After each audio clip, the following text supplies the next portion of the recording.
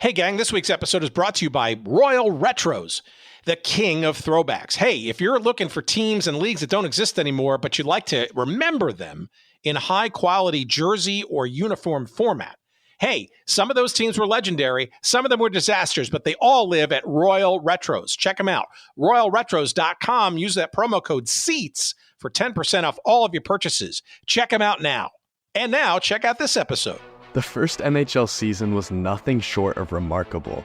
We saw an arena burn down, players get arrested for using their sticks as swords, and a high-flying offense. Many of the events that took place during the league's inaugural season would never even be considered happening in today's league. While much of the craziness took place during the season, even the league was created through controversy.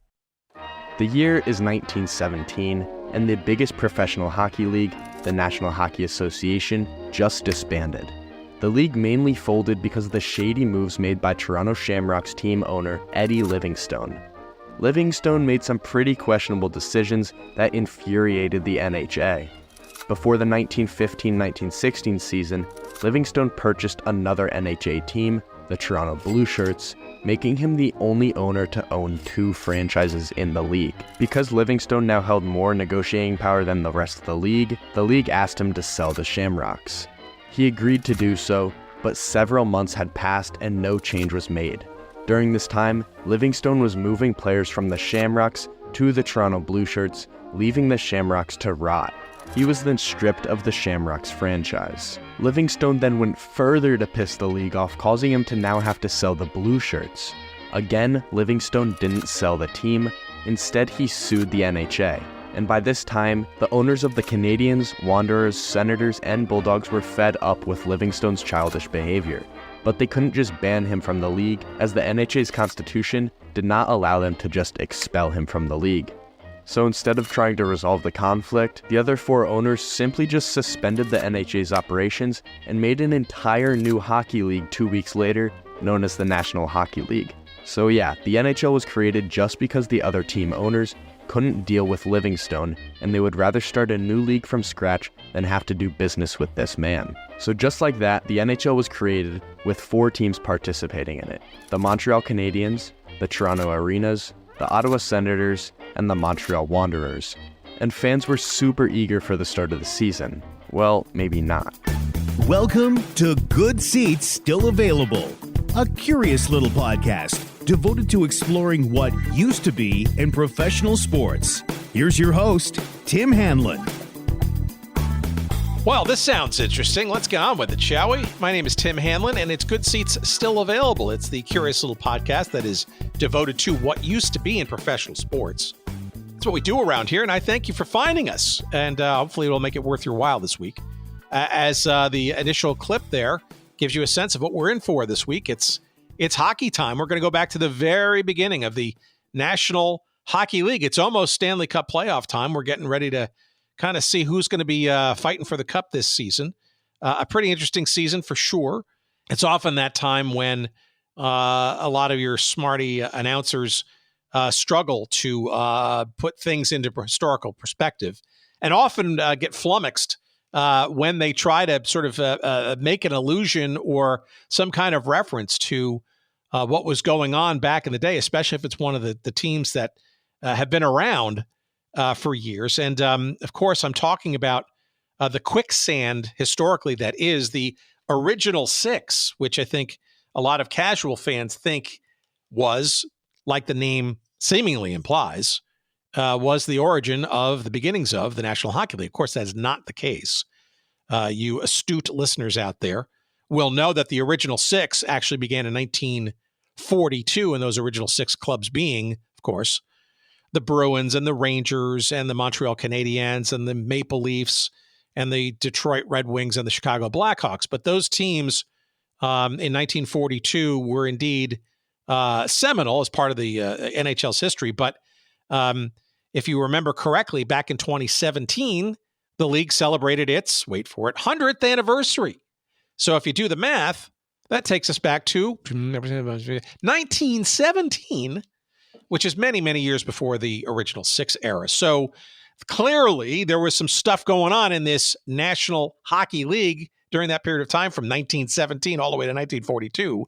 And I got news for you. 2 of those original 6 clubs were there. The other 4 weren't even a mere concept in people's minds. The Montreal Canadiens and what is now the Toronto Maple Leafs have direct lineage back to the founding of the NHL in 1917. They were joined by 2 other teams that did not make it past a few more seasons. But the first season of the NHL in 1917 was comprised of the Montreal Canadiens, a team called the Montreal Wanderers, which kind of dissipated into amateurness, a team known as the Toronto Hockey Club, which is the one that evolved into the Maple Leafs, the Montreal Canadiens, which are still around, and another team known as the Ottawa Senators. Now, the Ottawa Senators, you will say, well, they exist today. Well, that's true, but the Ottawa Senators from the original times actually were in the NHL from 1917 until 1934, when they split into 2 pieces, an amateur semi-pro team known as the Senior Senators and a 1-year adventure of the other half in St. Louis when they were known as the 1-year St. Louis Eagles. How about that history from 1934 to 1935, that one season? But those were the 4 teams that started it all. And the crazy thing is that this NHL in 1917 wasn't even a well thought out plan, really, as you'll hear in our conversation with our guest this week, Bob Duff, longtime history writer and historian up there in Windsor, Ontario, where a lot of the story kind of emanated from. This is a guy who's written almost 24 books on hockey history, so Bob knows what he's talking about. But we're going to go back to the first season and understand sort of why, because the whole setup of the NHL was literally a contraption, a contortion, a mechanism to actually get rid of an owner in the previously existing league known as the National Hockey Association. His name was Eddie Livingstone, and he was just the irritant to all the other owners in the NHA, largely because he owned 2 teams versus everybody else's 1, 2 teams in Toronto at that. And plus, he was kind of a jerk, and he liked to leverage that personality and those 2 teams and all that kind of stuff. So lo and behold, in November of 1917, at the Windsor Hotel, so there I did it. The league owners of the NHA, sans Mr. Livingstone, decided we're going to set up our own league, not tell Eddie, and we're going to get on our own with this NHL thing. And they only thought really it would kind of last maybe a year, and maybe perhaps get Livingstone back to the negotiating table, and maybe they could iron out their differences. But for a number of different reasons, it did not turn out that way. And unwittingly, we were on our way to a league that is now easily in the 100 some odd years old now, and is going strong. Thank you very much. And this is the story behind it all. And Bob's book, which came out in 2017 in celebration of the league's 100th anniversary, one that we only kind of recently discovered. So that's on me. So I apologize for that, but I'm happy to have him here and for us to get into the conversation. It is called The First Season, 1917-18, and the Birth of the NHL. And as you can imagine, it's a wild and woolly tale. Lots of great factoids and stuff, and you're going to hear some of that in our conversation come up in a few moments' time. But do yourself a favor, either before or after listening to this conversation, get yourself a copy of this book, why don't you?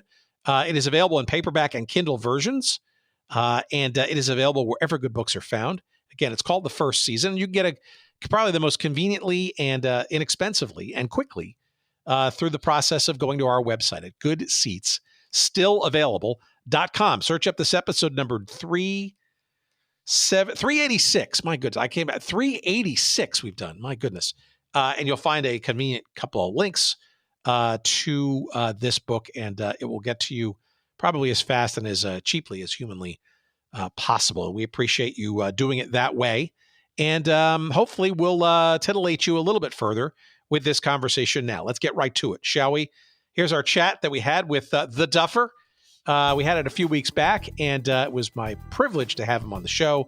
Please sit back and, as always, please enjoy.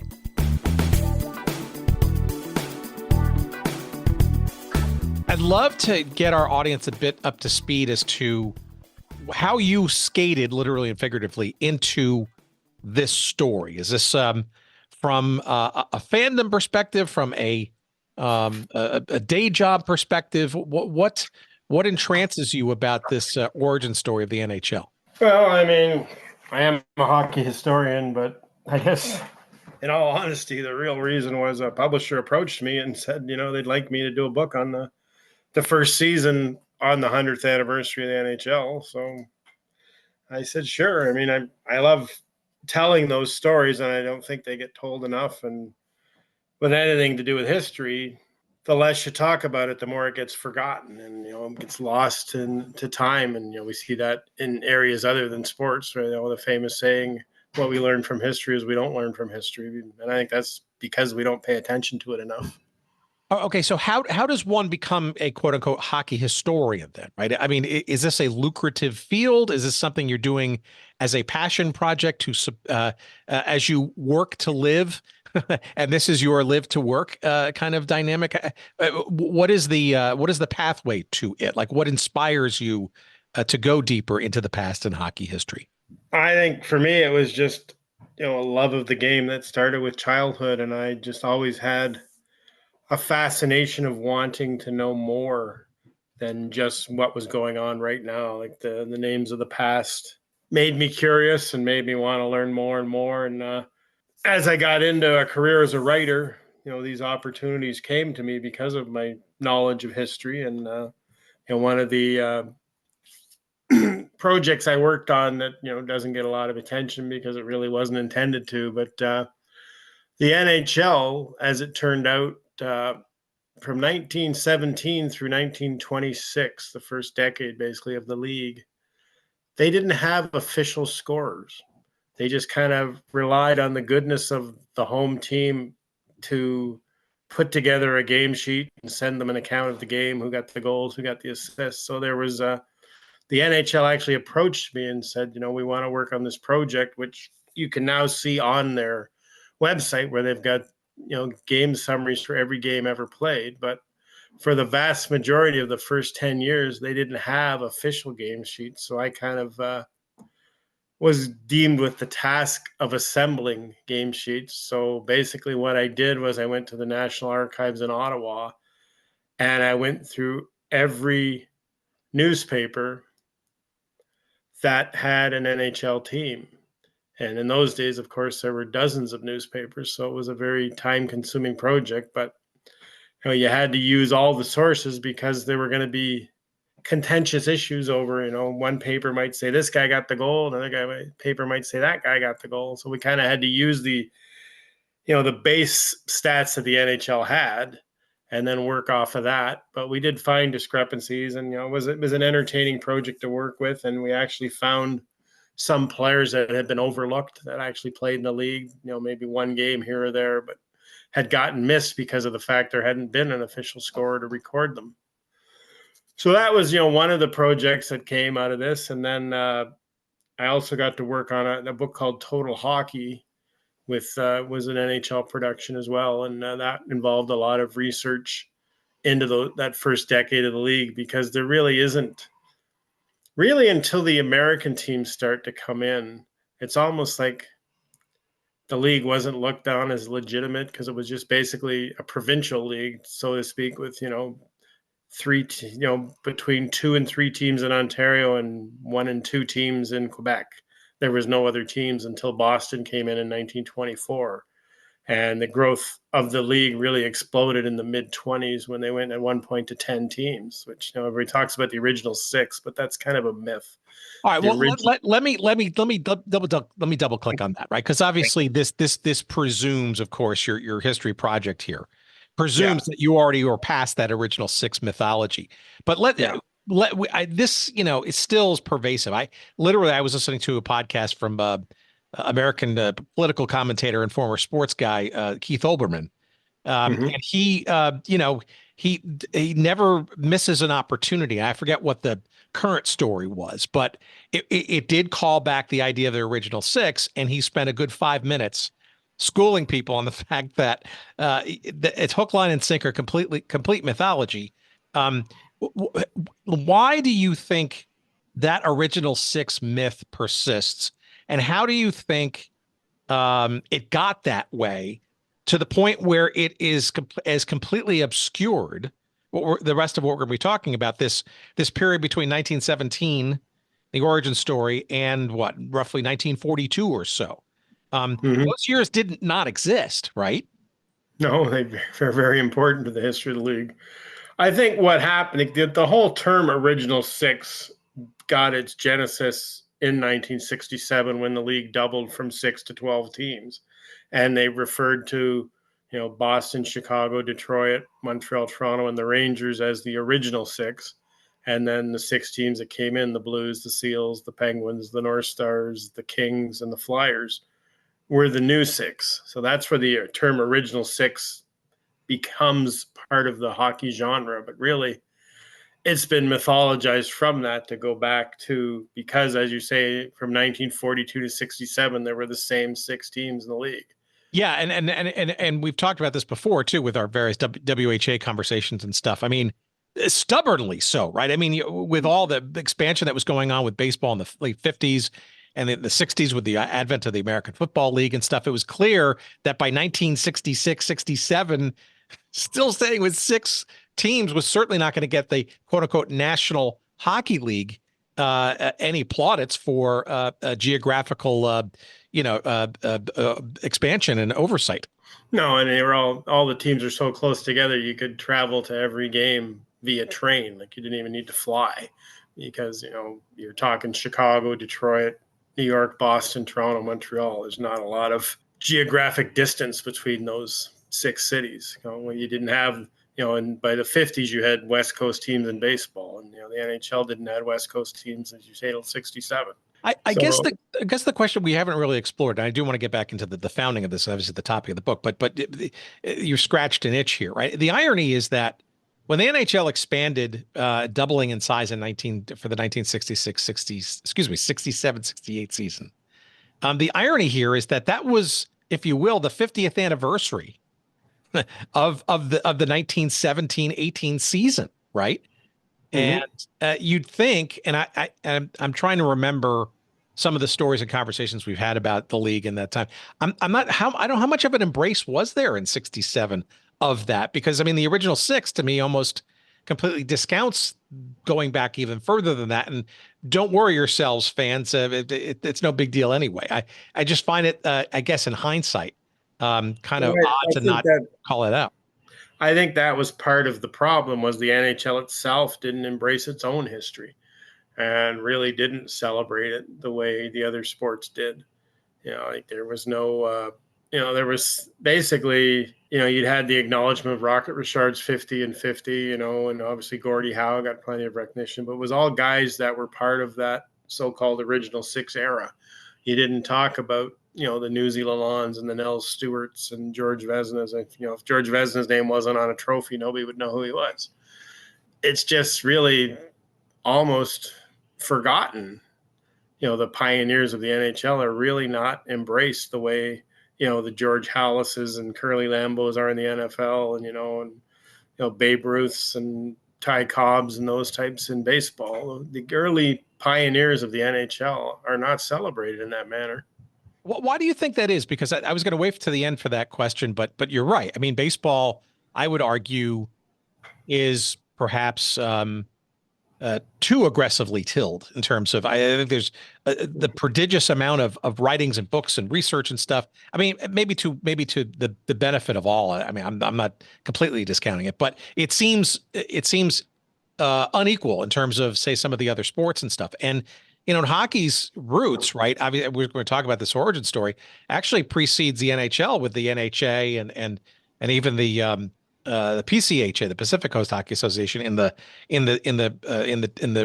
teens, right? So my point is that the history is long of this sport, not as long as baseball, but not by far, right? I mean, it certainly has a longer sustained history, I think, even than pro football, and certainly pro basketball in this country, so or in North America. Is it because maybe a lot of it emanated more from the lesser populated Canadian provinces, perhaps?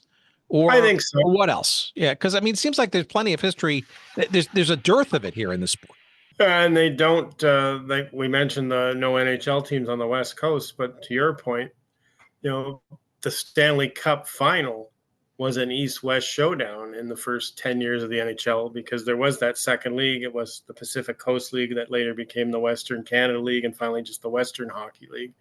But the winner of those two leagues would face off for the Stanley Cup. And, one would travel east one year and one would travel west the next year. But, that was decades before any other major league sport was having cross-continent competition. So I think that's something I think the NHL really drops the ball on and not acknowledging and celebrating the fact that they were pioneers in that aspect of a championship. Like their championship was a true championship. It was covered coast to coast, and really no other league did that well until well into the 50s.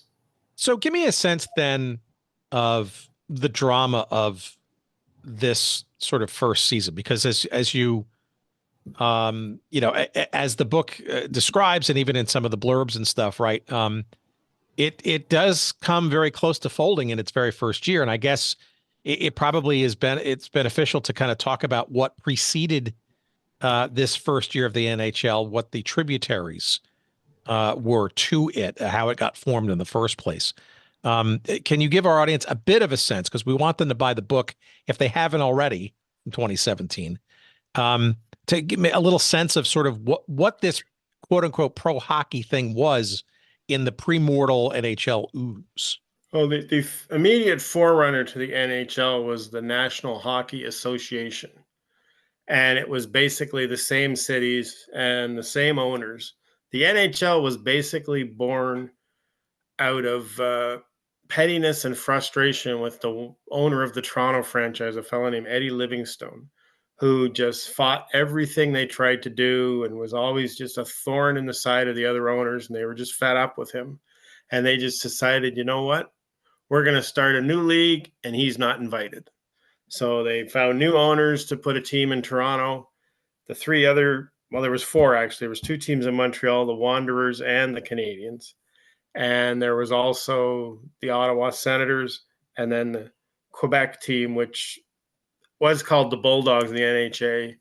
It never was officially called the Bulldogs in the NHL, but we don't need to go into those semantics. But those five teams started their own league and just aced Eddie Livingstone out of the picture just to get rid of him because he was such a pain in the neck. Well, I would imagine, though, a Toronto franchise would have been relatively successful or high drawing or that kind of stuff. I mean, did he have any leverage there, or am I just imagining that? No, and actually the surprise, and this is something I discovered, when I first started delving into the history of the NHL, and that professional hockey in Toronto was almost frowned upon. They thought it was just beneath someone to get paid to participate in sport. Like that should be a pure amateur participation. And actually, the top senior and junior leagues in the Toronto area would draw better than the Toronto team that was in the NHL, which would go on to win the Stanley Cup. When you think about how the passionate and insane Maple Leafs fans are, and how you'd never find a ticket to a Leafs game unless you're willing to mortgage your house a second time. In those days, they were begging people to go to the games because they just could not convince the general public in Toronto that professional sport was a noble enterprise. Well, that sounds dramatically similar to the early decades of professional baseball in the United States, right? It was sort of a rough and tumble, roguish. The kinds of guys who were part of this mixture were not necessarily the most noble of or gentrified of society, shall we say? And yeah, it was there was a lot of it was frowned upon, right? It was and the guys who played, they were not college educated people. They were the people that were well-to-do that were playing on the top amateur teams were people that came from money and had good educations. And actually, the other thing was it didn't pay very well to be a professional hockey player in the infancy of the NHL. I mean, the perfect example of that, Joe Malone, who scored 44 goals in 20 games the first NHL season for the Canadiens to lead the league in scoring, didn't play the next year because he got a job in a bank, and it paid better than what the Montreal Canadiens were paying him. And plus it offered long-term security. Hockey didn't. So he only, if you look at his stats, he goes from 44 games or 44 goals in 20 games to playing 9 games in the second season, because he would play home games on the weekends when he was off work. It's really interesting too, and your book opened my eyes to this, and of course I did some supplemental research beyond it. Is again, not too dissimilar from the earliest formative days of baseball in the U.S. and a little bit of Canada too. Let's be honest, up there, there was a very robust set of amateur leagues going on that had quite a bit of activity. I guess the NHA and the Pacific Coast League, Pacific Coast PCHA, and I guess even this thing, the Canadian Hockey Association, which I think was around only for about a year. It seems to me like there were these 2 or 3, or maybe even a few more major/minor attempts at professionalism that were kind of going on simultaneously. Is that about right to say in like the late aughts and early teens? Yeah, and actually when the first professional league was actually started in Michigan, and it was when the mining boom hit in places like Marquette and Calumet and places like that in the what's called the Mitten in Michigan, the Upper Peninsula. And a lot of wealthy Canadians went there to make their fortune, and they were missing their hockey. So they started paying the best amateur players in the world to come there and play in their league. And like Cyclone Taylor, who was in that era the best player, he would have been the Connor McDavid of that era. He was making like $5,000 a year to play a 12-game season, which, in you're talking 1904, 05, that's enormous amount of money. And the problem became, because the best players were leaving, because in Canada still everything was amateur. There was no professionalism. And the Stanley Cup was an amateur competition. But now all the best players were playing in this league in Michigan. And the dilemma became the Stanley Cup was in danger of becoming a second-rate competition, because they weren't going to pay guys, so guys were going to leave to go where they could make money. And eventually that came to a ruling where they allowed professionals to play. So you had early on in those days, around 1909, we're talking now, and maybe even a little earlier than that, you'd have teams where you had to declare yourself professional or amateur, and you could play side by side with the amateurs, which was never allowed previously. But you had to you had to turn in a roster to the league listing your professionals and your amateurs. And eventually, of course, professionalism just took over, because, these mining boom leagues, there was one when the Michigan mining boom ended, they started one in Northern Ontario because they had a big mining boom. And it was kind of, hockey players almost became transients, where they were almost like mercenaries. They would go, whichever town would pay them the most money, that's where they would go play. So you see a lot of these small towns in the early years of the Stanley Cup playing in the Stanley Cup final. And you think, like, the perfect example of the Kenora Thistles won the Stanley Cup one year. But if you look at their roster, they had every great player of that era, because they paid them a whole ton of money to come up there and play for them just so they could win the Stanley Cup. Well, was that their full-time gig, or were they also working, say, for the man in a factory, or, in the entities that were sponsoring them? No, they were full-time hockey players.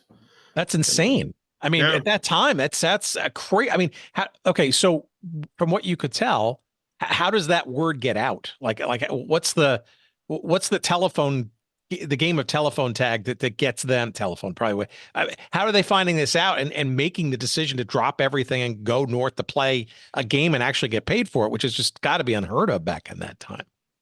Well, money, same as the reason why you. Yeah, but I mean, the confidence of these guys to think that that's not. I don't know. There's a leap of faith there, I would imagine. Well, it was just, like I say, it was so mercenary. Like, they didn't have the kind of roster restrictions we do today, or the contract situations we do today. So, like, there was Stanley Cup final series between Montreal Wanderers and Ottawa Senators, and Ottawa lost the first game and decided it was because their goalie was substandard. So they went out and got the best goalie in Ontario and just said, how much do you want to come play the rest of the series for us? And that's the way it would work in those days. It would just say it was entirely mercenary. And there was really no regulations in place to prevent that from happening. That you could just go out and basically, if you didn't like the look of your team, just go buy a new one. All right, quick asterisk here, because I think a lot of people don't recognize that the Stanley Cup precedes the creation of the NHL, right? It's synonymous now. Yeah, you're going back well into the 1800s. 1893 it was the first Stanley Cup right, final. and it was essentially awarded.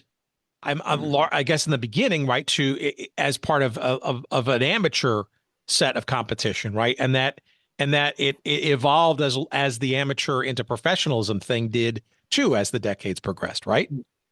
Yeah, the cup was originated by Lord Stanley, who was at the time the Governor General of Canada, which is the basically, because we're a Commonwealth country, the Governor General is considered the monarchy's representative in Canada. So he was actually only here. He was actually British and was only here, but fell in love with hockey and wanted to do something special. So he created this cup. And what he did was set up basically a board of trustees who were in charge of the Stanley Cup.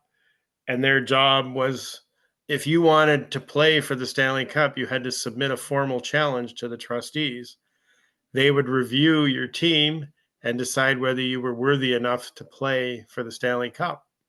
So there were lots of small towns over the years. Like there was a team from the Yukon, famously came all the way from Dawson City to play Ottawa. And, again, that whole mercenary thing, like none of the players on the team were actually from Dawson City. And as they went through, by train through the Western Canada, they were picking up players in every city on the way there. Who's the best player in Winnipeg? Why don't you come play with us? We're going for the Stanley Cup. Oh, this sounds like a buddy movie there. Yeah, it is. I'm amazed that no one's ever made a Hollywood film about this. It's just an incredible story. I mean, they came all the way to play the Ottawa. They were technically called the Senators, but they were known as the Silver Seven because they'd won the cup like 4 years in a row.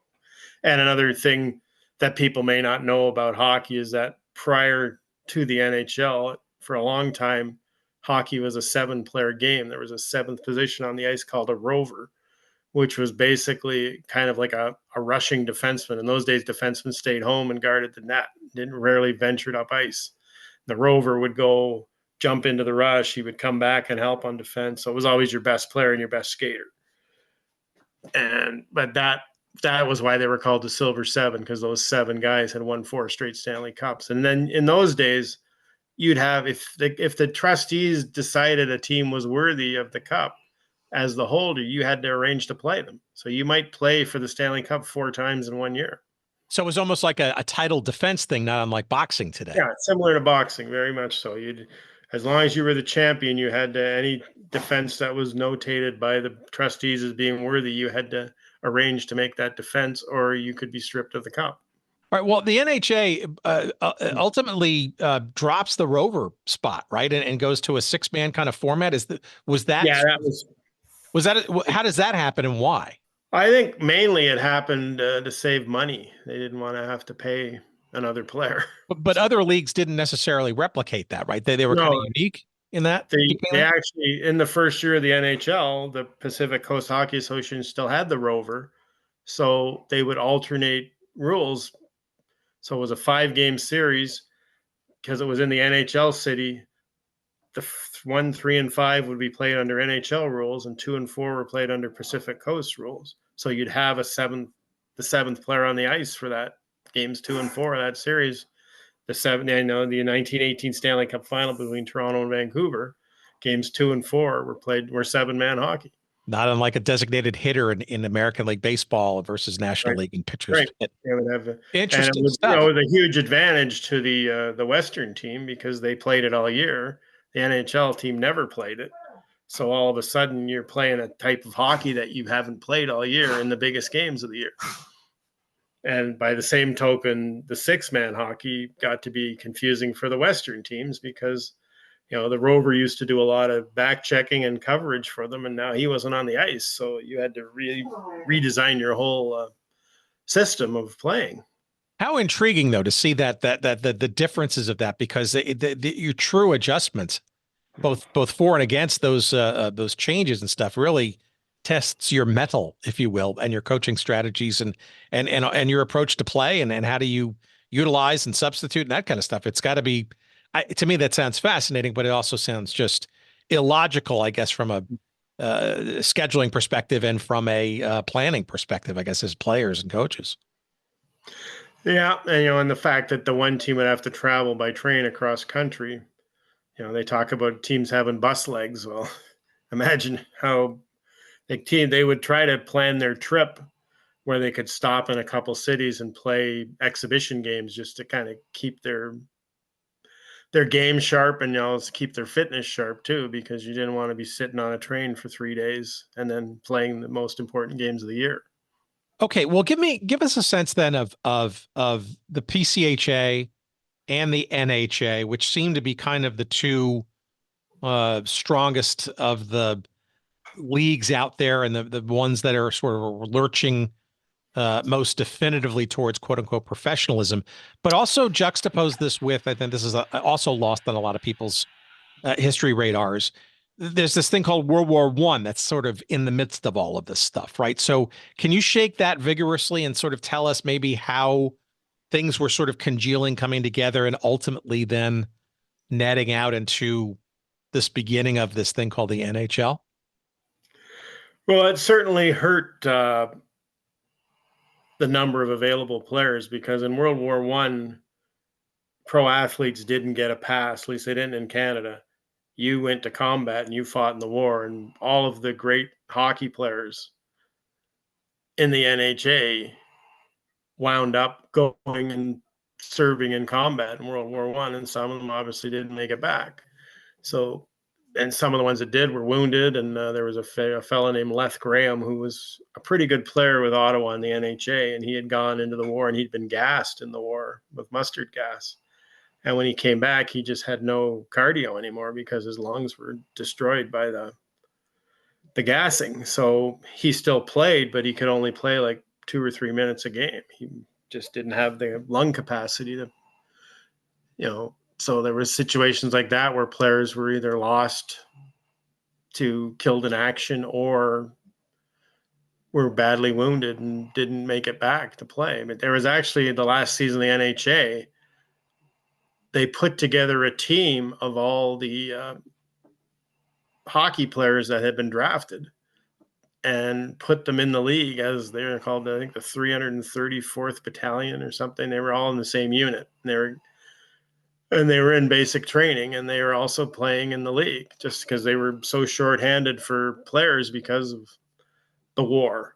But the problem was they got shipped out at midseason. So you lost a whole team in the middle of the season because they went off to fight in the war.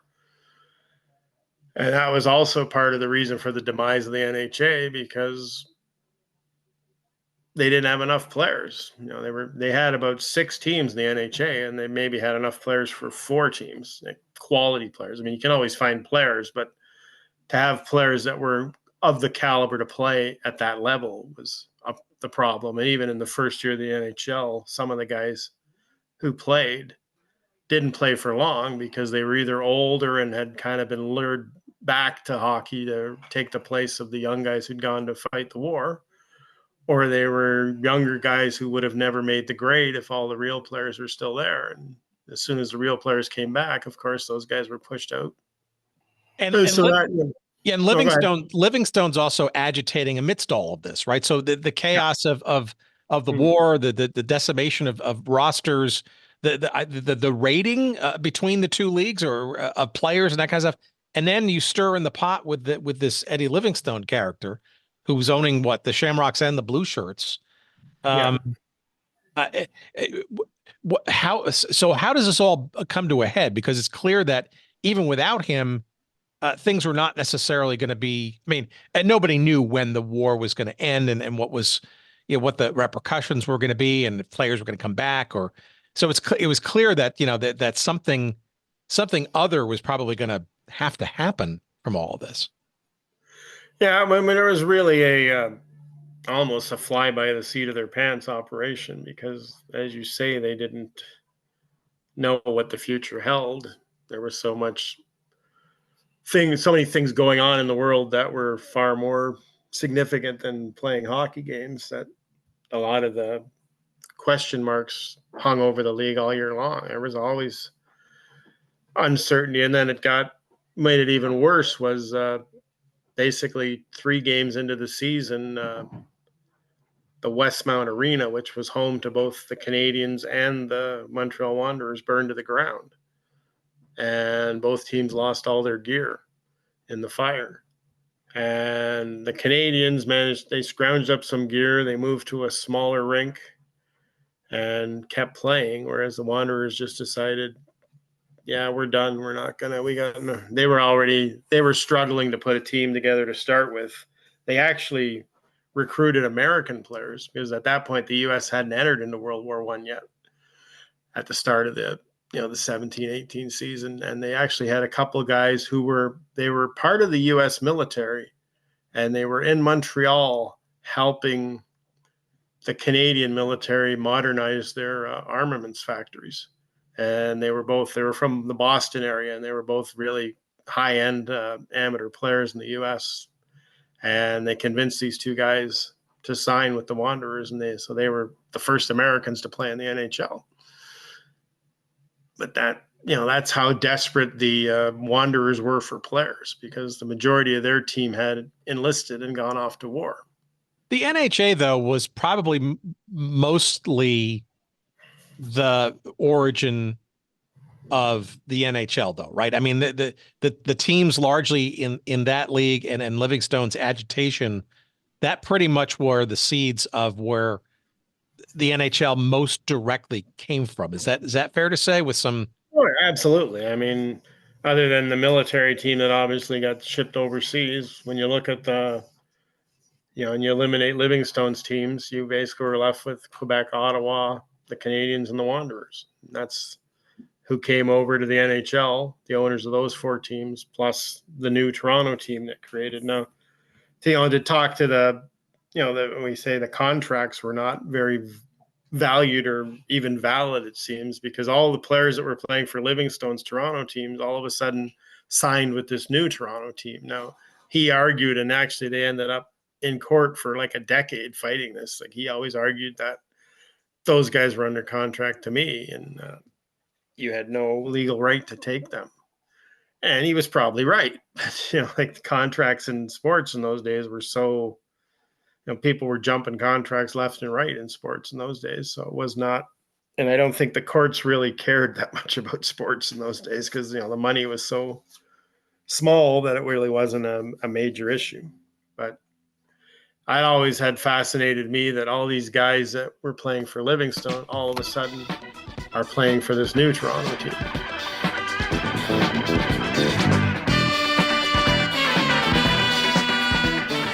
all right, what's this? Royal Retros.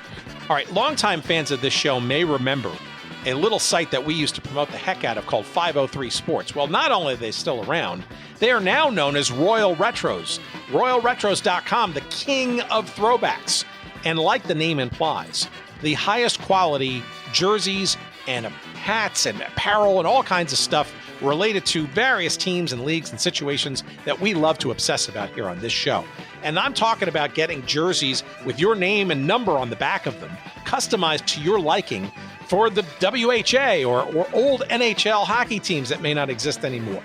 Perhaps it's a Federal League team from way back or a Negro League team. Maybe you're just enamored with the various football leagues of the past, like the Arena League or the All-American Football Conference or the original UFL, United Football League. Yes, you can get all of those teams in all kinds of colors, away jerseys, home jerseys. You want to put your name on them. You want to make sure you got the official patch on the side. All of those things and more at RoyalRetros.com. And I'm not kidding, friends. You go there, you want to find that Cleveland Barons jersey to wear and show. Hey, you're maybe a Colorado Avalanche fan and you want to represent the Quebec Nordiques from where they came in the arena to show your heritage and your love and knowledge of the history of that franchise, you can do that and more. And I'm talking across football and basketball and baseball and hockey and you name it, all kinds of great stuff for you to find and buy and purchase and wear proudly from Royal Retros. That's royalretros.com. And of course, we have a promo code for you. We want to save you money from all these great things. And here's that code. It's SEATS, SEATS, promo code SEATS for all of your purchases at royalretros.com. Check them out. You'll be glad you did. We love them. And our friend Destin Alameda there out in Portland, Oregon, we appreciate his and their sponsorship of this show. And now, back to our conversation.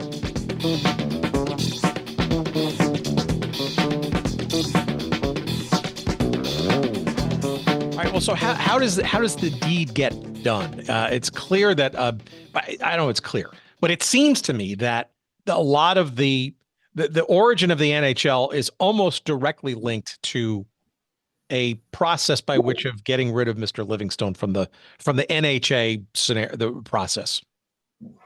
It all came about. They had a meeting at the Windsor Hotel in Montreal on November 26, 1917. And all of the owners of the NHA teams, with the exception of Mr. Livingstone, were invited. And they came up with their new league. They named Frank Calder the president of the league. And there's a famous story of, I believe it was George Kennedy, who was the owner of the Montreal Canadiens, sitting down with a reporter after Elmer Ferguson was the reporter from one of the Montreal papers, and saying that he basically said, so Eddie's not in the league. And George's answer was, yeah, Eddie's got his own league. His problem is he's got the only teams in the league. You know, we've all got our own league now, and Eddie's not invited. So their argument wasn't that we had eliminated Eddie. They just said we just left Eddie in the other league because we were tired of dealing with him. So he's still got his teams and he's got his league, but he's going to have to find other people to join his league because we're going to start our own league. All right. So how does the NHL then get going in earnest? And maybe you could also sort of hint at some of he and the NHA didn't sort of necessarily go quietly. They were still an entity, I guess, right? But the NHL really kind of just dusted off their shoes and moved on, right? Pretty quickly. Well, Livingstone kept trying to start a rival league, and he could never get it off the ground. I think even well into 19, 20, 21, he was still trying to get this league to go. Well, largely because he could leverage Toronto being such a big and influential city, maybe. Yeah, and he had some connections in the Toronto area, and you know he was a wealthy man, so he had some ability to put up a fight, and he did. And you know he won. Eventually, the courts ruled in his favor, but he never got back into the NHL. But it was 10 years down the road when after all the appeals and all the different lawsuits that were finally in 1926, I believe it was, they finally agreed that, yeah, you guys shafted him and you got to pay him this amount of money. So he was essentially he got $5,000 in lost profits and $10,000 for the loss of his hockey team. It was ruled in court in 1927. So for 10 years of fighting, he got $15,000, and he never got his team back. Wow. That's again, that too could be an interesting dramatic film with some embellishment to make it into a drama, maybe even a comedy. Who knows? There's probably no comedy in it. All right. Well, so okay, but all right. So the guys basically, they conspired, if you will, to not invite him. He didn't necessarily get thrown out per se, right? I guess technically they just didn't invite him into the. So, yeah. But for the NHL though, right? It kind of got going pretty quickly because you mentioned this meeting was in the November of 1917. Yeah, and the first games were played just before Christmas, and a couple of weeks later. Yeah, December 19th. And another thing of interest in those days that people may not realize is that the reason the season didn't start till right around Christmas was because they still played on real ice. They had to wait till it got cold enough to make ice. And so, it wasn't until into the 20s before you start seeing artificial ice rinks in Canada. It was all real ice. And then one time, many years ago, I actually interviewed King Clancy, who played in that era, and he said he was of the opinion the worst thing that ever happened to hockey was artificial ice, because he said the game was so much faster on real ice. That's amazing. And obviously that's a great callback, right? That the NHL at least is going through the motions of doing these outdoor games, which I think is great. I mean, it brings a stadium kind of atmosphere, but it also goes back to the roots when the natural elements were part of the mix, and all those vagaries of the play, and with differences in ice and weather conditions and altitudes and all that kind of stuff it just became a more challenging component of the game. And in fact, in 1920, in the Stanley Cup final between Ottawa and Seattle, which was supposed to be played in Ottawa, which Ottawa was the last rink to get artificial ice. They didn't get it until 1927, I believe it was. And they had a unseasonably warm spell in Ottawa, and their ice melted, so they had to move the Stanley Cup final to Toronto because Toronto had artificial ice, so they could play it there. All right, but so let's talk about this. In essence, the starting gun for this first historical season of the NHL. I get the impression, if I have this correct, that this NHL thing wasn't necessarily looked upon as being a long-term proposition. Is almost to the point where maybe this was a short-term solution for something other to come. Is that right, or was there more intention to it? Well, I think they had intention to be around a long time, but whether the public agreed with them is the question, because the early part of the NHL's history, certainly the first couple of seasons, it was a very touch and go enterprise. As I said earlier, Montreal's rink burnt down, so the Canadiens could have been done right then. The most storied franchise in the NHL might have been done after 3 games if they had not made the decision to persevere and suck it up and play in this tiny little bandbox of a rink and scrounge equipment from other teams and finish the season out.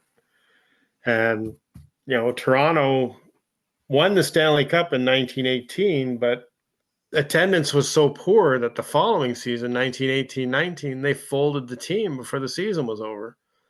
The NHL had to abruptly end its season because they only had 3 teams and one of them was gone. So they just immediately decided, we'll just have Ottawa and Montreal play a best of 7 series to see who goes to the Stanley Cup final, because Toronto folded. What do you think the thought of today of a Stanley Cup champion folding the season after winning the cup? I mean, that's just would be devastating to the league, because that would just be such an embarrassment. But the PCHA was still part of this, right? In terms of weren't they didn't the NHL champion tell me how this is all playing out, because PCHA was kind of still around too, right? Well, it was every bit a major league as the NHL. They had the one thing that PCHA did that I thought was smart was the Patrick brothers, obviously Lester Patrick, the more famous one. A lot of hockey fans will know that name well. He and his brother Frank, their father, Joe, was in the lumber business in BC and had made millions. So they ventured out west and started this rival league and started pilfering players because they had the backing of their father's millions. So they could pay these guys and convince them to go out west. And what they did, rather than have independent owners, is the Patrick family owned all 3 teams. And they would just try to divide the players up so that there was only 3 teams, and they would do their best to keep the league balanced. And if you look at the standings every year, they were pretty balanced, because it wasn't like, one team was winning 80% of the games. Usually there was, the winner of the league might be 2 or 3 games above 500, and the last place team might only be 2 or 3 games below 500. And it was a very competitive league. And the fact that they controlled all the contracts, the players didn't have any ability to jump teams like they could in the East. And they brought a lot of the stuff that's in the NHL today, the blue lines, the numbers on the back of the sweaters, overtime, things like that, offside, all of that. 3 periods, right?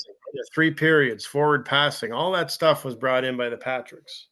Now the 3 periods, the purists like to say it was because they wanted the game to be faster because they found that the players were getting tired playing 2 30-minute periods. But in reality, they thought, well, if we have 2 intermissions, we'll sell more food and drinks.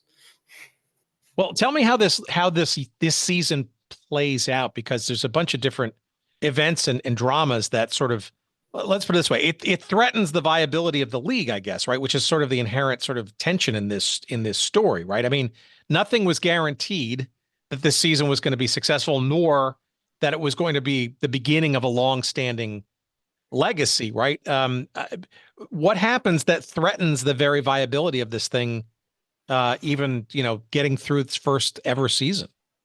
No, it starts even before they drop the puck, because Quebec announces, yeah, we're not going to field a team this season. So now instead of 5 teams, you're down to 4. And then they had to have a dispersal draft of all the Quebec players to the other 4 teams. So, before you even had a game played, you're already having to figure out, again, you got teams battling over. And then, of course, players would say, well, I'm not going to go play in Toronto. And then they'd have to work a trade where they traded the guy to Ottawa because he would play there. And then you had, as I've noted, 3 games into the season, Montreal's rink burns to the ground. And now you lose the Wanderers and you almost lose the Canadiens. Now, if they'd have lost the Canadiens, I think that would have been the end of the league right there, because you're down to Toronto and Ottawa. So how do you have a league with 2 teams? So the fact that the Canadiens carried on probably saves the NHL from going under 3 games into its existence. Does the NHA still exist in this scenario? Because there was the thought that they were going to go back to it after all this, right? They thought if Livingstone just went away, then they could go back to having the NHA. But he refused to go away, so that's why they never went back. Yeah, the NHL was just thought of a temporary thing to make Eddie Livingstone disappear, and he refused to. So that's why the NHL carried on. And while the NHA existed in name, they never played another season after 16-17. How does the league, though, in 17-18, right? Even though it's what did they call? They called themselves the National Hockey League, right? They did call themselves that?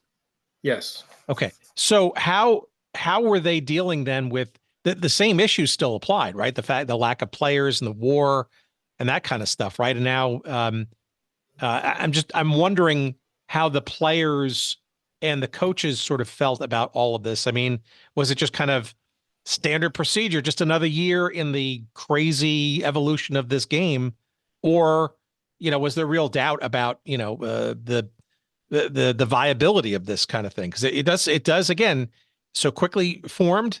Not necessarily very stable, and not necessarily assumed to be a long-standing proposition past this, I guess, temporary year.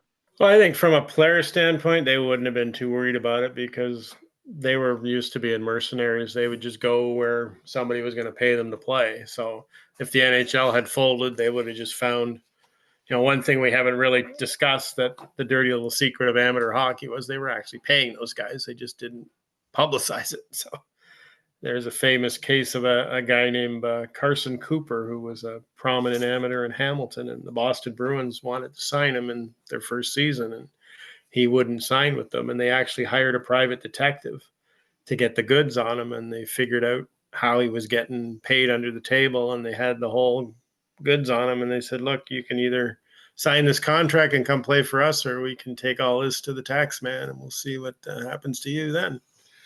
And Carson Cooper decided, yeah, I guess I'm going to go play pro. There was always a place where they could get paid to play hockey. They were never in. And the PCHA, because it had been around since like 1913, 14, it was established. So the players knew if the NHL went under, they had a pretty good option to go somewhere else to play. But okay, so if I have the math right, they're only, after the fire in Montreal and one of those teams surviving it, if you will, there's only 3 teams in the league, right? Only 3? Right. Yep. How does that, so, and that lasted even into the next season, only 3 clubs, right? Yeah, there was the first 2 seasons, there was only 3 teams after the Wanderers folded. Quebec finally came back in the 1919-20 season, but they only lasted 1 year, and then they moved that franchise to Hamilton. So at the end of the season, what are these guys thinking at this point? Like that we can come back for another season with 3 teams? I mean, clearly that seems. And by the way, where's the PCHA in all this, right? I can't imagine that they were licking their chops going, let's hang on because maybe we'll sort of inherit whatever's left of this fledgling 1-year wonder, maybe. Well, I think on the one hand, they wanted the NHL to survive because the Stanley Cup series was very lucrative for both leagues. It was, they literally called it the World Series of Hockey because it was, similar to the World Series of Baseball, and you had 2 leagues playing off that never played against each other until that event. So there was a lot of curiosity. It was really a big deal and it really nationwide too. Like even in centers like Calgary and Winnipeg, and places even in the Maritimes where they were nowhere near where the games were taking place, but it was still front page news. It was a big deal, and I think that having that Eastern League was vital to the viability of the PCHA because it gave it that major league aura.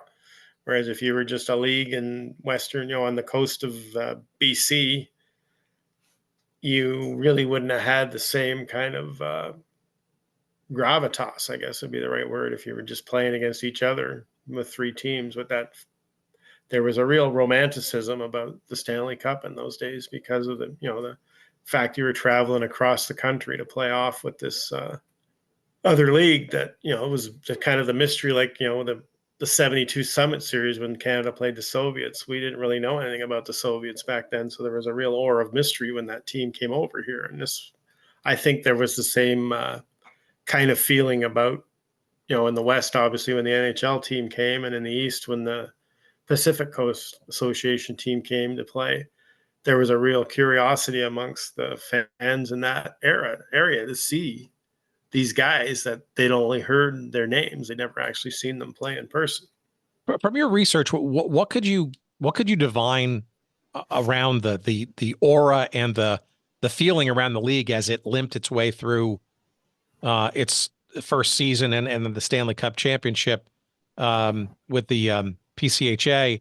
I'm not sure they were feeling confident or high on what, but maybe more survival mode. I mean, was there ever a time in between that first and second season where maybe they were looking around and seeing the PCHA were they ever thinking about maybe giving up or Livingstone was obviously not giving up either, and NHA was still kind of a thing. And it had to be kind of a dramatic set of conversations because I can't imagine everybody was blind to the challenges that still lie ahead. Well, I think in a sense, Livingstone was kind of a blessing to the NHL because the fact that he kept trying to put them out of business just made them bear down and say, you're not going to win, we're going to beat you. And there was a real resolve within the ownership of the NHL teams that, we're going to outlast you. And I think that may have played a role in keeping things going because I think the first 2 years it could have easily collapsed. But by the third year, there started to be, now you had 4 teams. And even by then, Toronto had gotten new owners by 1919. And these were people, A, with a background in hockey, and B, with some significant money. And so suddenly Toronto was a very viable franchise. And I think that's vital to the future of the league because you can't have a major city like Toronto. If Toronto had ever folded, that would have probably been the end of the league because you can't have the 2 big, you get the 2 biggest cities in Canada. As great as Ottawa's teams were in that era, Ottawa was still the 3rd biggest city in the league. So you needed Toronto and Montreal to be viable for the league to be viable.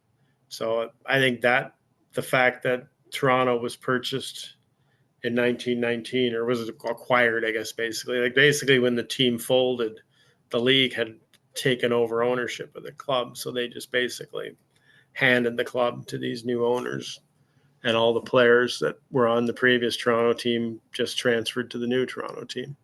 Well, I guess there was also a bit of hope there that the war was coming to an end as well, right? So that might have had some effect on maybe, things could be resuscitated in another season or two with either the return of old players or and maybe even exacerbated by incredibly a third league that sort of pops up in 1921 for about what, 6 seasons, I think. So in essence, in the early 20s now, you've got really three kind of professional leagues all probably rating each other for talent and bucks and that kind of stuff. I don't know. Well, by the time they Incredible came challenges. along, by the time the Western Canada League came along, the leagues had kind of come to an agreement that they weren't going to steal each other's players. And there were actually interleague trading going on at that stage. And often if a guy got too slow for the NHL and was near the end, he'd wind up usually going to the Western Canada League, which always seemed to be a notch below the PCHA and NHL in terms of, like, they had some great players, but they didn't have the depth of great players that the other two leagues did. So there was always room for, maybe a washed up NHLer to go get another year or two before he had to get a real job. And dumb question, Stanley Cup was still between PCHA and the NHL. The WCHL had nothing to do in. No, they were involved too. They set up. They set it up to where there was a semifinal and a final.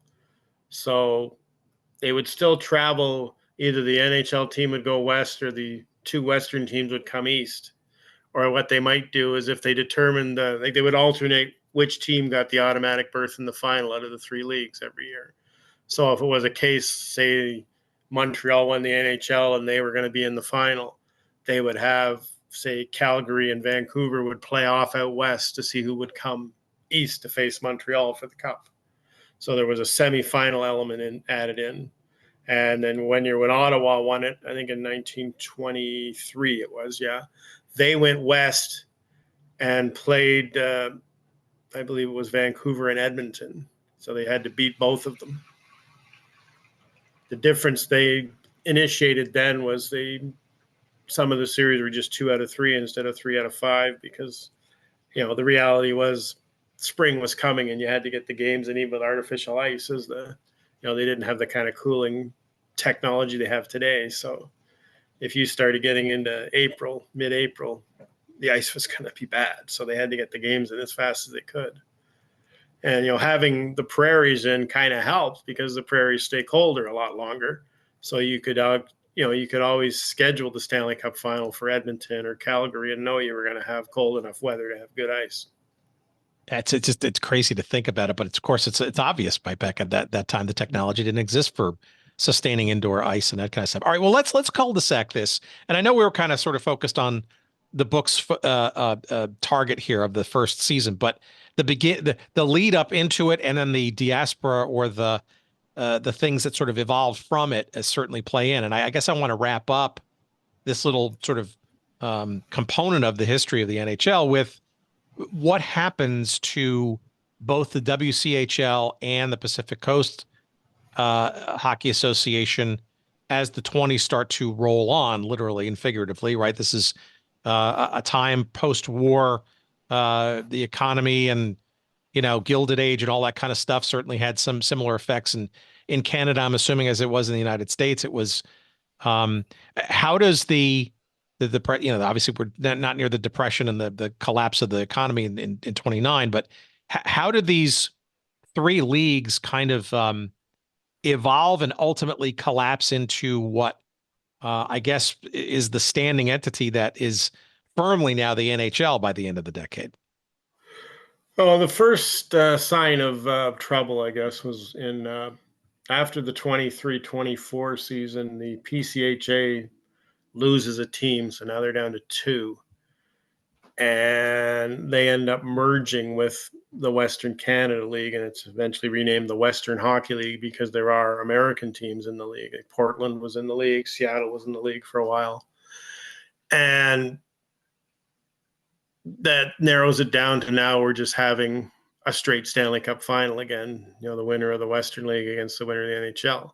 But the other problem is, as you noted, the post-war economy boom it's great in Eastern Canada. There's lots of money, lots of industry, lots going on. It's not so great in Western Canada because it's still basically a farming economy out there. So the people that own the teams in Western Canada don't have the kind of money that the NHL owners have. So now you're seeing the best players are all gravitating to the NHL because they get paid a lot more. And the Patricks were still doing okay with their two teams in BC because they had their, as we said, their father's lumber money to back them. But the Patricks were also sharp businessmen too, and they start to realize, this whole Western thing's a house of cards that could collapse at any minute on us. So 1926 in the offseason, they engineer, and as I've also noted, the Patrick family owned all the contracts for the players. Convenient. So, yeah, so they work out a deal. The NHL expands and adds, they've already expanded and added teams in Boston, Montreal, a second Montreal team called the Maroons, and the Pittsburgh Pirates was the third team they added. So they're up to 7 teams now. It's a pretty viable league. And they figure, and then they add the New York Americans. Hamilton moves to New York. And it's a huge success. Yes, the Amerks. Yeah, we had a conversation around that in the old Garden and Tex. Yeah, it's a whole thing, right? There's such a success that they decide we can have 2 teams in New York. So that's the birth of the Rangers. And then they also add teams in, Detroit, which was originally called the Cougars because they basically acquire the Victoria Cougars franchise and just keep the name and get all the players, buy all the contracts from the Patrick brothers. And then the Chicago buys, majority of their players come from the Portland team. And and then the other teams like Boston and Pittsburgh, and all the other teams buy players individually that already have a team. And again, we end up with massive amounts of court cases because some of the Prairie teams argue that no, these guys didn't sign with the Patricks, they signed with us and we own their contracts. Because what happens is after the Western League folds, they start a minor league on the Prairies called the Prairie Hockey League with, basically the 4 teams that were in the Western League, Calgary, Edmonton, Saskatoon, and Regina. And it's basically Saskatoon that puts up the fight. They say, we own these players, you don't. And they take a whole bunch of NHL teams to court and end up winning. And all these players have to report back to Saskatoon because the courts rule that you've got a contract with them, not with the Patricks. They had no right to sell you to the NHL. So even into that part, but the fact that the economy had boomed so much in the East, the player salaries were getting really high. Like players were making $5,000, $6,000, $7,000 a year, which, in the 20s was a lot of money. And they couldn't afford to pay that in Western Canada. They didn't have, the arenas weren't that big. The economy wasn't that big. So their only solution was to sell or fold. And, by selling, at least they were able to recoup some money and then start minor league teams, which, didn't cost as much. You didn't pay them as much. And that was basically the genesis of, 3 of what are the so-called original 6 teams, because that was the Blackhawks, the Red Wings, the Rangers came out of that merger. Yeah, and to put a bow on this, right? I think as we kind of harken back to the beginning of our chat. Again, this is a period of time pre quote unquote original 6. I mean, the league, for the bulk of the 20s and the early 30s, right? I think really all the way up until 1934, maybe it was. Had 10 teams in it, right? And 2 in Montreal for a period, and you had 2 in New York for a period of time, and there was a third Montreal team that sort of came in and went. It's fascinating how all of that sort of seems to have been neglected, forgotten, swept under the rug. The Americans, great example, right? The New York Americans, or the Amerks, as they were lovingly or derisively referred to, depending on which newspaper you're reading. To your point, where we're quite the cause celeb in New York City and Madison Square Garden, and a rich and colorful history for a period of time that was a little bit of Brooklyn involved in there too. It just seems like there's so much more fertile ground for stories and enlightenment about this period of time, because this is also much more. I don't know. It just seems like it's a big black hole, I guess, in terms of going back in the knowledge. I'm sure not for people like you, but for the broader hockey fan and NHL aficionado, I'm just surprised. And I guess the question in there is this: where in your mind, it's clear where the original 6 histories live because those teams still exist. But in your mind, where does, rightly or wrongly, or maybe just in a dream, in a fever dream, do you think the 1 year of the St. Louis Eagles lives, or the Hamilton Tigers for those 5 years in the early 1920s, or even the New York Americans for that matter, for almost 15 years of their existence? Where do the histories of those black hole forgotten teams in this period of time in the NHL's history, where do they or should they live, if at all? Well, they should live because they're all fascinating stories in their own right. I mean, the Couldn't agree more. Americans were owned by the mob. Their owner generally would miss every other governor's meeting because he'd be in prison. And he used all of his gangsters as off-ice officials. So the timekeeper, the goal judges, all those guys, the scorekeepers, they were all gangsters. So, and there's always been a long-held rumor that's never been officially proven. Like the Pittsburgh team was owned by a famous boxer named Benny Leonard, who'd been a world champion, like lightweight, one of the lower weight classes, very famous boxer from Pittsburgh.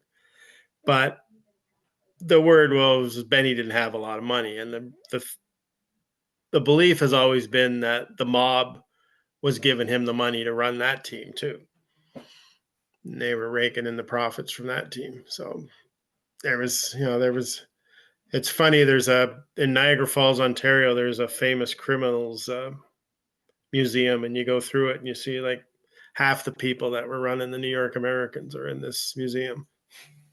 Just amazing. Great stuff. I mean, this is great stuff. I guess one of the things we obsess about on the show is like, where should these histories kind of live? Like in some cases, it's pretty obvious or straight line, right? But frankly, in a lot of cases, it's not. Like in hockey in particular, and I don't know, maybe it's unique to, I guess the more I think about it, maybe it is. Like you talk about the Colorado Rockies, right? So when they became the New Jersey Devils, right? The Devils wanted nothing to do with the 4 years prior, both in Colorado and the 2 years prior to that. Too. But yet you would think that maybe the Colorado Rockies would be more embraced, or at least folded in, or once a year remembered by the Colorado Avalanche, right? But it's interesting. Yeah, kind of like they do the throwback. The Hurricanes do the Hartford Whalers throwback jerseys. Well, that's actually another extreme, because they avoided the same until they just could not avoid the sales that were still coming from New England for that jersey and that legendary logo, right? So I think the Hurricanes' hand was actually forced. But it was interesting to see the Quebec Nordiques jerseys when the Avalanche were winning a couple of years back, right? You saw that actually in the stands, and knowing that's where that franchise came from. So it's very hit or miss, I think, in terms of in Minnesota, right? The Wild seem to have embraced and taken the North Stars history, which, on paper should be with Dallas, right? But same like the whole Winnipeg, So I mean, Winnipeg, the Winnipeg team of today is not the original Winnipeg NHL. Correct. Team. Yet there's a retcon kind of, sort of a embrace of sort of the gaps of those histories. I guess I just sort of bring it up because, and you, as an historian, you can probably appreciate and maybe even bring a different perspective to this. But even though we maybe crazily obsess about this kind of stuff, I think it's important, right? I mean, for the natural lineages, it's kind of like shame on them for not, remembering them. And arguably it's a monetary opportunity now, right? In today's big private equity invested businesses and stuff, is to churn out more jerseys and stuff and make money with history, right? But it's interesting. It's more interesting for these clubs that just literally died or went away or were curiosities for a shorter period of time. You wonder, like, where that kind of legacy and those histories might live on. And I don't know, maybe, I guess there's nobody in the Penguins organization that's looking back and going, hey, let's remember those 5 years of the Pirates. Or the Amherst, right? I mean, Americans, obviously very robust hockey play in the city of New York, but the Americans is a crazy story. And Madison Square Garden, albeit in a previous incarnation, very much part of the lineage of the history of the Rangers and absolutely. If the Americans don't succeed, the Rangers don't come to be. You got it. So I just wonder if you have a point of view on any of that, and because I don't think it's equal. I wish their older stories could be told, because they're all vital parts of what led to what we have today. I give the Seattle Kraken a lot of credit, because they've really embraced the Metropolitans, who weren't even an NHL team. But it was even a shortlisted name that it could have been, right? Yeah, but the fact that there was already a Metropolitan division ruled that out. But the fact that the history of the Metropolitans, they were the first American team to win the Stanley Cup. They were, when they were in the PCHA, and they were part of the infamous 1919 final, which was canceled because of the Spanish influenza epidemic, and there was no winner. So they've been involved, in two pretty unique Stanley Cup finals. And to the Kraken's credit, they've recognized that part of Seattle's hockey history, even though it has nothing to do with the NHL, other than that they played an NHL team in the Stanley Cup finals. But I would like to see more teams do that. Embrace it would be great if the Rangers had an Americans night and they wore Americans jerseys. Yeah, and look, and I do think there's financial gain to be had from it, if you wanted to think about it that cynically, but just from a completion. And look, this is interesting, because the NHL's history, I think, is completely unknown to a lot of people, especially even past the quote unquote original six, right? And kudos for double clicking into one season, and arguably there's probably many more stories to come from all of this. How was your book received? Because it came out in 2017, which I guess was timed either on purpose or luckily around the 100th anniversary of the league. Timed to be out on the 100th anniversary. And, I was honestly, when the publisher asked me to do it, I was a little skeptical that it would get or find a market, because as we've talked quite a bit tonight, people just don't embrace history the way they should. But surprisingly, it was very well received and really became quite popular. And I'm sure the anniversary had a lot to do with that, and I think, to the publisher's credit, he recognized that this was something that was going to work. And we were really the only entity to do anything of that nature on the first season. And I think because it was such a unique book, it found an audience.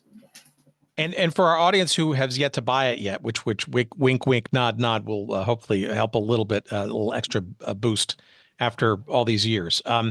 Tell us the team that you chose, or the publisher chose, or both of you chose for the cover. Well, we went with Toronto because they won the Stanley Cup that year. And even that's, a point of contention, because they are listed if you look in the NHL Guide and Record Book, they're listed as the Toronto Arenas winning the Stanley Cup in 17-18. Well, we can find no evidence that the team was known as the Toronto Arenas in 1917-18. They were renamed the Arena Hockey Club the following season.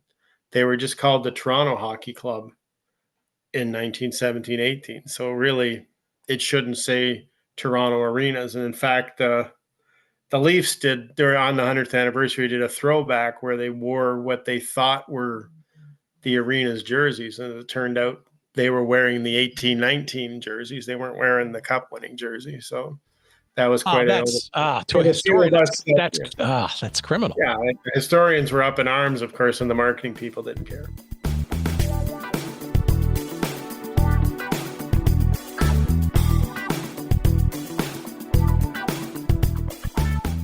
All right, our thanks to The Duffer. It's called The First Season. That's the book's name, 1917-18, and the birth of the NHL. It's a wild and wacky story. It's crazy. It's worthy of a movie. Surprised it's only been 100 plus years, but it's still there waiting for you. movie director or two, go for it. The story of Eddie Livingstone and all that nonsense, the NHA, becoming the NHL, and it's crazy stuff. And the book is a wonder of history and intrigue, and it's available wherever good books are found. It is published by Biblioasis. Biblioasis.com is the website, or you can get it through our website. Why don't you? It's probably the most convenient way. That's goodseatsstillavailable.com. Just search up this episode number 386 with me and the Duffer, and you'll find a couple of convenient links to get that book as quickly and as inexpensively as humanly possible. We appreciate you giving us a few shekels of referral love by going out and getting it in that manner. You can follow Bob on the X Twitter thing at Ask the Duffer. Pretty simple. You can find us on the socials. We're on the Twitter thing at, or X, whatever you want to call it this week, at Good Seats Still. We are more active on the Blue Sky thing at goodseatsstillavailable.com. You'll find us there. Most other places, including YouTube and Threads and Instagram and Facebook, and even on LinkedIn, if you can believe it, at Good Seats Still Available. You'll find us in those places. You can send us email, of course. We're at hello@goodseatsstillavailable.com. And again, that website, goodseatsstillavailable.com. That's where we post all of our episodes. If you're not already subscribing or following us in your very favorite podcast feed or device, whatever that is, why don't you? Now is a great time. How about a 5-star rating while you're at it? Thank you. We appreciate that. But also, lots of other stuff, including our merch section. A lot of great stuff, a lot of great wares, including, by the way, our friends at Royal Retros, where you can find yourself some very smart-looking, authentic jerseys / sweaters from the Toronto St. Pat's, which is where the Toronto Hockey Club, that's what they emanated into eventually. There's a Toronto Arenas jersey there, which is authentic as well. Apparently based on some belief that there was an actual arena's name on their jerseys. And there's even a Montreal Wanderers jersey. Very smart looking red and white look there with the W shield logo on the front. And you can put your name and the number on the back and stuff. And it's terrific stuff. And again, you can find the link there on our merch section to our friends at royalretros.com. Or go directly if you'd like to royalretros.com and just enter the promo code SEATS, SEATS, and you'll get 10% off all your purchases. But lots more merch there for you too on our website at goodseatsstillavailable.com and the merch tab. All right, that's enough of promotion. Thank you for listening. We'll see you next week, and take care of yourselves. Until then, bye.